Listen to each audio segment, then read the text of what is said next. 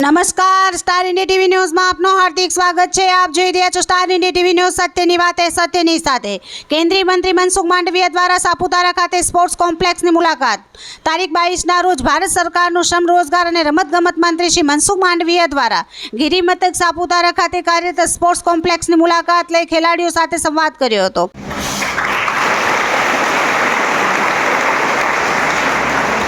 समय बदला રહ્યો છે। મારી સામે પ્લેયર બેઠા છે। ભારત સરકારના રમતગમત મંત્રી તરીકે હું એટલું કહીશ, અમે જ્યારે નાના હતા ત્યારે અમારા માતા પિતા અમને કહેતા હતા, રમવામાં ધ્યાન ઓછું આપો, ભણવામાં ધ્યાન વધારે આપો। સમય બદલાયો છે। અત્યારે માતા પિતા પોતાનું બાળક રમતું થાય, ખેલતું થાય, કોમ્પિટિશન કરતું થાય અને જીતતું થાય એના માટે થઈને માતા પિતા બાળકથી વધારે પ્રયાસ કરી રહ્યા છે। એ બદલાતા સમયની અંદર સ્પોર્ટ્સમેન પ્રોફેશન તરીકે રહી રહ્યા છે। ત્યારે હું એટલું ચોક્કસ કહીશ કે દોસ્તો, ખેલો, રમો, કોમ્પિટિશનની અંદર આગળ નીકળો, તમારે કેરિયર બનાવો। ઉત્તમ સમય છે।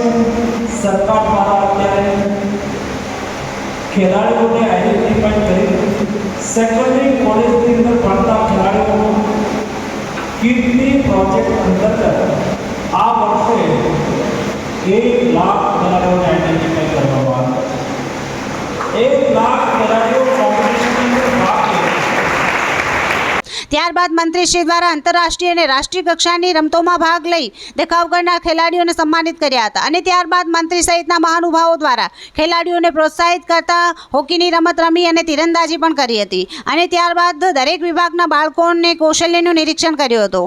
આ કાર્યક્રમના પ્રસંગે director general SAG RS Ninama, Gujarat પ્રદેશ ભાજપ બક્ષીપંચ મોરચા સંગઠન મહામંત્રી ડૉક્ટર સનમભાઈ પટેલ, પ્રાંત અધિકારી સાગર તેમજ ડાંગ જિલ્લા પંચાયતના પ્રમુખ નિર્મલાબેન ગાયન, ભાજપ પ્રભારી મંત્રી શ્રી રાજેશભાઈ દેસાઈ, પાર્ટી પ્રમુખ કિશોરભાઈ ગાવિત, મહામંત્રી Shri Hariram Sawant, Shri Dineshbhai Bhoi, Santoshbhai Dholakiya, DLSS director SOG Manish Jhilediya, DSDO Dang Alkesh Patel અને DSDO નવસારી અલ્પેશ પટેલ મહાનુભાવો ઉપસ્થિત રહ્યા હતા અને આ કાર્યક્રમને સ્પોર્ટ્સ ઓથોરિટી ઓફ ગુજરાત દ્વારા આ કાર્યક્રમનું સુંદર આયોજન કરી સફળ સંચાલન કરવામાં આવ્યું હતું।